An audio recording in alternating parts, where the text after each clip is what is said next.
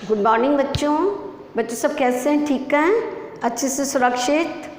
देखो बच्चों, हमने जो है अपने चैप्टर 4 कंप्लीट कर लिए हैं। कौन सी बुक के? अपनी जो मधुबन बुक है उसके हमने चैप्टर कितने कंप्लीट कर लिए बच्चों? चैप्टर 4। आज हम चैप्टर पढ़ने जा रहे हैं चैप्टर 5, डॉक्टर होमी जहांगीर बाबा। क्या पढ़ने जा रहे हैं? डॉक्टर होमी जहांगीर बाबा। बच्चों इसके जो शब्दार्थ है वो मैं आपको सेंड करूँगी। अब आप अच्छे से इस चैप्टर को समझो। सब इसमें थोड़े बहुत मैं शब्दार्थ बता दूँ। जैसे विलक्षण, विलक्षण का मतलब था असाधारण, असाधारण। प्रतिभा यानी जो बौद्धिक शक्ति, और संपन्न धनी, अमीर। बच्चों डॉक्टर होमी जहांगीर बाबा जो थे वो भारतीय परमाणु ऊर्जा के जनक, भारतीय परमाणु ऊर्जा के जनक किन्हें माना जाता है? डॉक्टर होमी जहांगीर बाबा को। अब आप इसको ध्यान से सुनो, है ना बच्चों। देखो, भारत विलक्षण प्रतिभाओं की जन्मस्थली रहा है। यानी भारत में, मैंने आपको बताया है कई बार कि भारत में बहुत महापुरुषों ने जन्म लिया है। ठीक है, बड़े बड़े राजपूतों ने, महापुरुषों ने जन्म लिया है ना। और हमारे भारत देश में ऐसे ऐसे लोग हैं जिन्होंने अपने प्राणों का बलिदान कर दिया। ऐसे लोग हैं जिन्होंने अपने कार्यों से इस देश में अपना नाम रोशन किया। तो उसी में हमारे एक हैं डॉक्टर होमी जहांगीर बाबा। डॉक्टर होमी जहांगीर बाबा जो थे वो विलक्षण यानी असाधारण प्रतिभाओं की जन्मस्थली रहा है। इन्होंने यहाँ विभिन्न कालों में अपने क्षेत्र में इन्होंने अद्भुत कार्य किए। हमारे भारत देश में बहुत सारी विभूतियों ने जन्म लिया है, चाहे जिन्होंने अपने देश के खातिर अपने प्राणों का बलिदान कर दिया या देश के खातिर कुछ अच्छे अच्छे कार्य किए। कई महापुरुषों ने, देवी देवताओं ने हमारे भारत देश में जन्म लिया है। तो इनमें मैंने क्या बताया कि डॉक्टर होमी जहांगीर बाबा जो थे उन्होंने भारतीय परमाणु ऊर्जा के जनक के रूप में माने जाते हैं। जनक यानी पिता। बच्चों जनक यानी पिता। इनका जन्म जो है 30 अक्टूबर 1909 को, कब हुआ इनका जन्म? 30 अक्टूबर यानी 30 अक्टूबर 1909 को हुआ। और कहाँ हुआ? बम्बई में। इनका जन्म जो है बम्बई में 30 अक्टूबर 1909 ईस्वी को बम्बई के एक संपन्न परिवार में हुआ। संपन्न का मतलब क्या होता है? धनी, अमीर, यानी अमीर परिवार था इनका, वहाँ इनका जन्म हुआ। पारसी परिवार में इनका जन्म हुआ। बच्चों इन्होंने अपनी प्रारंभिक शिक्षा बम्बई के कैथेड्रल ग्रामर स्कूल में प्राप्त की और 15 वर्ष की उम्र में सीनियर कैम्ब्रिज परीक्षा पास कर वो इतने पढ़ने में होशियार थे बच्चों, बहुत ज़्यादा होशियार थे। इन्हीं के कारण तो उनको परमाणु ऊर्जा का जनक कहा जाता है। उन्होंने हमारे भारत देश के लिए बहुत अच्छे कार्य किए। वो पढ़ने में इतने होशियार थे कि जो है छोटी सी क्लास में ही उन्होंने बहुत अच्छी शिक्षा प्राप्त कर ली। तो बच्चों 15 वर्ष की उम्र में सीनियर कैम्ब्रिज परीक्षा पास कर उन्होंने एल्फिस्टन कॉलेज में प्रवेश लिया। उसके बाद उन्होंने रॉयल इंस्टीट्यूट ऑफ साइंस में भी बीएससी, है ना, बीएससी की डिग्री प्राप्त की। इसके बाद उन्होंने उच्चतर शिक्षा, है ना, उच्चतर शिक्षा प्राप्त करने के लिए वे कहाँ चले गए? कैम्ब्रिज विश्वविद्यालय में इन्होंने प्रवेश लिया। ठीक है बच्चों। उसके बाद जो है कैम्ब्रिज में बाबा की रुचि सैद्धांतिक भौतिकी में पढ़ने में हुई, है ना। सैद्धांतिक भौतिक पढ़ते थे। इस बात पर उन्होंने अपने पिता, अपने जो पिता है, इस बात की उन्होंने जानकारी अपने पिता को दी। पिता ने पुत्र की भावना को समझते हुए उनकी आर्थिक मदद जारी रखी। उन्होंने कहा अगर हम पढ़ाई करते तो बच्चों पैसा लगता है, और उन्होंने अपने पिता को कहा कि मैं इस प्रकार अपनी पढ़ाई जारी रखूँगा। तब पिता ने जो है इनकी आर्थिक मदद की। 1930 में इन्होंने मैकेनिकल साइंस में प्रथम श्रेणी में एमएससी की उपाधि प्राप्त की। कौन सी? मैकेनिकल साइंस में इन्होंने क्या किया? एमएससी की। ठीक है बच्चों। उसके बाद आरएस काउंसिल के निर्देशन में सैद्धांतिक भौतिकी के डायरेक्ट करते समय इन्होंने कैवेंडिश लेबोरेटरी में भी काम किया। ठीक है। उसके बाद जनवरी 1933 में बाबा ने कॉस्मिक किरणों पर अपना प्रथम वैज्ञानिक शोध प्रकाशित किया। और बच्चे इस पत्र के कारण उन्हें 1934 में आइजैक न्यूटन छात्रवृत्ति प्रदान की गई। यानी ये इतना अच्छा पढ़ाई में थे कि जो है बहुत अच्छा पढ़ाई करते थे, इसलिए उन्हें क्या दी गई? जो है 1934 ईस्वी में आइजैक न्यूटन छात्रवृत्ति प्रदान की गई। इससे बच्चों 3 वर्ष तक अध्ययन में मदद मिली। कितने वर्ष तक? 3 साल तक इनको जो है पढ़ाई करने में इनकी मदद मिली। जो उनको छात्रवृत्ति प्राप्त हुई थी बच्चों, उससे इनको 3 वर्ष तक लगातार मदद मिली अध्ययन में। सन 1935 में इलेक्ट्रॉनिक पॉजिट्रॉन स्कैटरिंग पर उन्होंने अपना दूसरा शोध प्रकाशित किया। इस क्षेत्र में भाभा के अतुलनीय योगदान के कारण आगे चलकर इसे भाभा स्कैटरिंग के नाम से जाना जाने लगा। क्या जाना जाने लगा? भाभा स्कैटरिंग के नाम से जाना जाने लगा। उसके बाद उन्हें कई बच्चों शोध पत्र जो है प्रकाशित किए। सन 1907 में उन्होंने वरिष्ठ छात्रवृत्ति मिली। इससे कैम्ब्रिज में अपना शोध कार्य जारी रखने में उनकी मदद मिलती। यानी वो हमेशा इतनी पढ़ाई करते, उनको छात्रवृत्ति मिलती, उसी छात्रवृत्ति से वो क्या करते थे, अपनी आगे की पढ़ाई, अपना आगे का अध्ययन जारी रखते थे। और बच्चों 1941 में द्वितीय विश्व युद्ध शुरू हो गया, जिसके परिणाम स्वरूप उनको भारत आना पड़ा। यानी भारत कब हुआ द्वितीय विश्व युद्ध? जब अपना 1939 ईस्वी में द्वितीय विश्व युद्ध शुरू हो गया। इसके कारण इनको कहाँ आना पड़ा बच्चों? भारत में आना पड़ा, क्योंकि सब लोगों को जो है, जो विदेशों में थे, उनको वापस भारत भेज दिया गया युद्ध के बाद, युद्ध के समय। तो उन्होंने बेंगलोर में नोबेल पुरस्कार विजेता प्रसिद्ध भौतिकीविद CV रमन के मार्गदर्शन में इंडियन इंस्टीट्यूट ऑफ साइंस के भौतिकी विभाग में रीडर के पद पर कार्य किया बच्चों। उसी समय सर दोराब टाटा ट्रस्ट की ओर से उनको एक स्पेशल रिसर्च ट्रस्ट ग्रांट मिला। एक स्पेशल जो है रिसर्च ग्रांट मिला इनको। इसी से उन्होंने अपने इंस्टीट्यूट में कॉस्मिक रे रिसर्च यूनिट की स्थापना की और पॉइंट पार्टिकल की गति के सिद्धांत पर भी कार्यान्वयन किया। ठीक है बच्चों।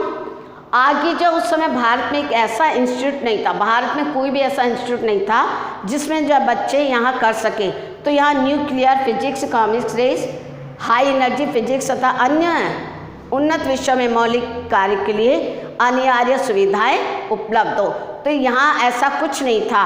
तो जो इसी कमी ने भाभा को मार्च 1944 में सर दोराब जे टाटा ट्रस्ट के पास फंडामेंटल फिजिक्स में शोध कार्यों के लिए विभिन्न विभागों की स्थापना के लिए प्रस्ताव भेजने के लिए बाध्य किया। उन्होंने कहा कि हमारे भारत देश में तो कुछ भी ऐसा करने का नहीं है, इसलिए उन्होंने जो प्रस्ताव भेजा। तो अप्रैल 1944 में इस ट्रस्ट के संस्थापकों ने बाबा के प्रस्ताव को स्वीकार कर लिया। बाबा ने सोचा कि मुझे जब मैं विदेश से यहाँ गया हूँ तो मुझे यहाँ कुछ करना चाहिए। तो यहाँ कुछ था नहीं, तो इसलिए उन्होंने कई लोग प्रस्ताव भेजे और इनके प्रस्ताव को स्वीकार कर लिया तथा उन्हें ऐसा इंस्टीट्यूट स्थापित करने में आर्थिक मदद दी। यानी जब बड़े बड़े इंस्टीट्यूट चालू करते तो बच्चों उनमें बहुत ज़्यादा पैसे की आवश्यकता होती है। तो इसलिए उन्होंने लोगों को प्रस्ताव भेजे कि भाई मैं भारत में ऐसा कुछ करना चाहता हूँ। तब लोगों ने इसके प्रस्ताव को स्वीकार किया और इनकी इंस्टीट्यूट खोलने के लिए आर्थिक मदद की। बम्बई का नाम इस प्रस्तावित इंस्टीट्यूट के लिए चुना गया कि कहाँ बनेगा ये? बम्बई में। उस काम में बम्बई सरकार ने भी संयुक्त संस्थापक की भूमिका निभाई। सन 1945 में, कब बच्चों? सन 1945 में Tata institute of fundamental research नाम से इस इंस्टीट्यूट की स्थापना हुई। कब हुई? 1945 में। बच्चों कब हुई? 1945 में जो है Tata institute of fundamental research नाम की इस इंस्टीट्यूट की स्थापना हुई। सन 1948 में परमाणु ऊर्जा आयोग का गठन किया गया। 1948 में क्या किया गया? परमाणु ऊर्जा आयोग का गठन किया गया, जिसके प्रथम अध्यक्ष कौन थे? बाबा बनाए गए। कौन बनाए गए? बाबा होमी जहांगीर, है ना बच्चों। आगे चलकर बाबा को लगा कि लंबे समय तक परमाणु ऊर्जा कार्यक्रम के लिए तकनीक विकसित करना इस इंस्टीट्यूट के द्वारा संभव नहीं है। इस उन्होंने इस उद्देश्य की पूर्ति से संबंधित अलग प्रयोगशाला स्थापित की। उसने कहा ये तो जब काम बढ़ाया जाता है बच्चों, जब काम बढ़ाया जाता है तो जगह की और धन की आवश्यकता होती है ना। तो इस कारण उन्होंने कहा कि ये तो छोटा सा लग रहा है, मुझे और काम बढ़ाना है। तो इसलिए उन्होंने सोचा कि जो मुझे अलग से और प्रयोगशालाएं स्थापित करनी चाहिए। तो उन्होंने क्या किया? एक अलग प्रयोगशाला स्थापित करने के लिए बम्बई सरकार को प्रस्ताव भेजा। बम्बई सरकार ने इस प्रयोगशाला के लिए ट्रॉम्बे में 1200 एकड़ क्या दिया? 1200 एकड़ भूमि अधिग्रहित की। यानी इनको 1200 एकड़ जमीन दी, भूमि दी, ताकि वहाँ पर ये प्रयोगशालाएं बनाए और आर्थिक मदद की। आगे चलकर 1954 इसमें एटॉमिक एनर्जी एस्टेब्लिशमेंट ट्रॉम्बे, इसका पूरा है AEET, जिन्हें कार्य आरंभ शुरू किया। इसी साल परमाणु ऊर्जा विभाग की स्थापना की गई। ठीक है। तो डॉक्टर होमी जहांगीर बाबा ने जो है ये पढ़ने में इतने ज़्यादा बुद्धि वाले थे कि इन्होंने हमारे भारत देश में प्रयोगशाला बनाई, इंस्टीट्यूट बनाए, है ना। और जो है ये जो है तकनीकी इंस्टीट्यूट बनाए और टाटा इंस्टीट्यूट ऑफ फंडामेंटल का भी इन्होंने रिसर्च किया। उसके बाद परमाणु ऊर्जा आयोग का भी गठन किया। तो ये सारा कुछ जो है ये डॉक्टर होमी जहांगीर बाबा ने किया। बच्चों आगे देखिए, हमारी उसी साल यानी जब ये 1200 एकड़ ज़मीन दी गई तो 1954 ईस्वी में ही उनको जब परमाणु ऊर्जा विभाग की स्थापना भी की गई। सन 1950 में बाबा ने अंतर्राष्ट्रीय परमाणु ऊर्जा फोरम में भारत का प्रतिनिधित्व किया तथा 1925 में स्विट्जरलैंड के स्विट्जरलैंड के जेनेवा में परमाणु ऊर्जा के शांतिपूर्ण उपयोग पर संयुक्त संघ कॉन्फ्रेंस की भी अध्यक्षता की। तो ऐसे डॉक्टर होमी जहांगीर बाबा थे जिन्होंने हमारे भारत देश का नाम इतना ऊंचा किया। 24 जनवरी 1966 को बच्चे 24 जनवरी 1966 को एक विमान हादसे में माउंट ब्लैंक यानी इनका फ्रांस में कहाँ पर हो गया, 24 जनवरी 1966 ईस्वी को एक विमान हादसे में माउंट ब्लैंक अर्थात ये फ्रांस में उनका निधन हो गया। उस समय वे ऑस्ट्रिया के वियना में आयोजित अंतर्राष्ट्रीय परमाणु ऊर्जा एजेंसी को वैज्ञानिक सलाहकार समिति की बैठक में भाग लेने जा रहे थे। उनके निधन के बाद ट्रॉम्बे के परमाणु ऊर्जा केंद्र का नाम भाभा के सम्मान में भाभा परमाणु अनुसंधान केंद्र रख लिया। यानी उनका देहांत कब हुआ, जब 24 जनवरी 1966 को वो माउंट ब्लैंक में वो कहाँ जा रहे थे, ऑस्ट्रिया के वियना में आयोजित अंतर्राष्ट्रीय परमाणु ऊर्जा एजेंसी के वैज्ञानिक सलाहकार समिति की बैठक में जा रहे थे। यानी अंतर्राष्ट्रीय परमाणु ऊर्जा एजेंसी के वैज्ञानिक सलाहकार समिति की बैठक में जब वो जा रहे थे तब जो उनका क्या हो गया, एक विमान हादसे में उनका देहांत हो गया, निधन हो गया। और उसके बाद जो है उन्हीं के नाम से ये जो है परमाणु ऊर्जा केंद्र का नाम भाभा के सम्मान में भाभा परमाणु अनुसंधान केंद्र कर दिया गया। डॉक्टर होमी जहांगीर बाबा एक कुशल वैज्ञानिक तथा प्रशासक तो थे ही, उनकी रुचि चित्रकला तथा संगीत में भी थी। देखो बच्चों, बाबा होमी जहांगीर बाबा एक कुशल वैज्ञानिक तथा प्रशासक तो थे। एक तो वैज्ञानिक थे और दूसरे लोगों को समझाते भी थे, मीटिंग भी करते थे, है ना, प्रतिनिधित्व भी करते थे। तो इस प्रकार वो कुशल वैज्ञानिक के साथ साथ एक प्रशासक तो थे ही।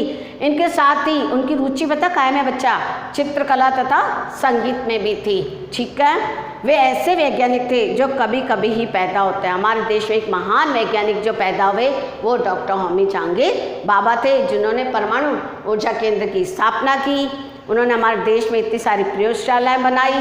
हमारे भारत देश में हर चीज़ की कमी थी। उन्होंने सभी विदेशों से इसके बारे में पत्र लिखा और उनसे आर्थिक मदद ली और जो है इस प्रकार परमाणु ऊर्जा केंद्र की स्थापना की।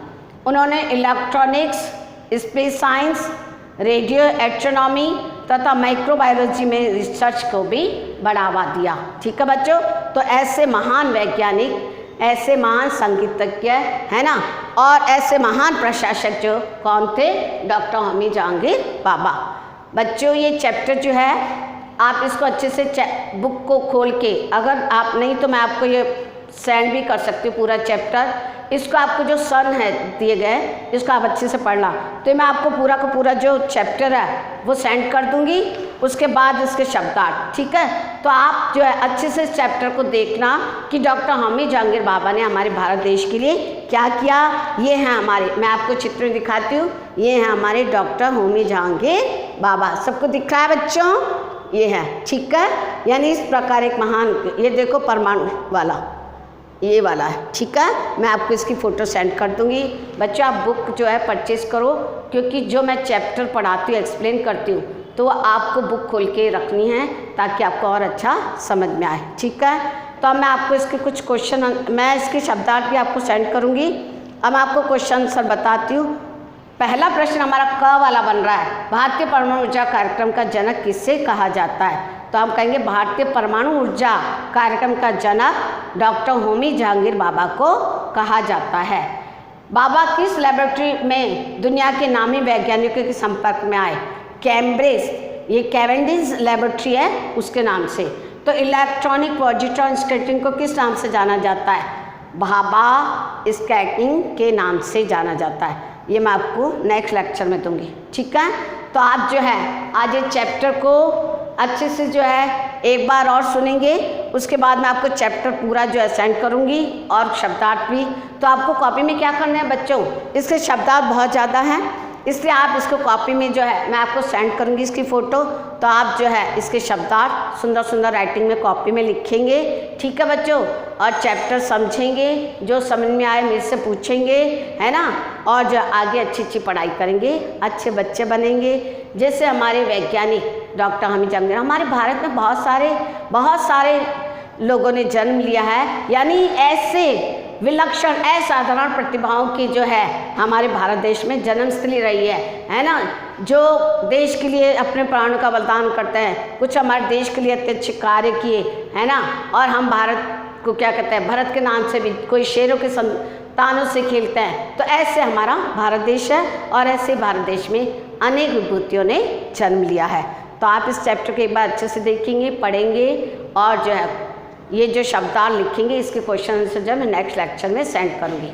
अच्छे बच्चे बनो, प्यारे बच्चे बनो और पढ़ाई अच्छी करो, लर्न करो, ठीक है। और हमेशा मुस्कुराते रहो। ओके बेटा, थैंक यू।